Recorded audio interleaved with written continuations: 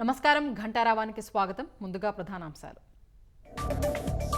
కబేళా సెంటర్లో నిత్యావసరాల పంపిణీని పరిశీలించిన సీఎం.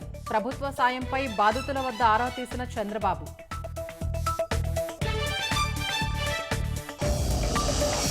ప్రకాశం బ్యారేజ్ను బోట్లు ఢీకొన్న ఘటనలో 2 అరెస్ట్. విజయవాడ కోర్టుకు నిందితుల తరలింపు.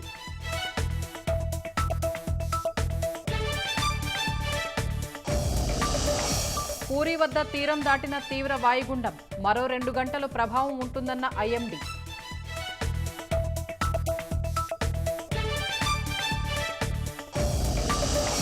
అనకాపల్లి జిల్లాలో ఉధృతంగా ప్రవహిస్తున్న ఏలేరు కాల్వ. బొజ్జన్న కొండ వద్ద పంటల్ని ముంచిన పులికాటు వాగు.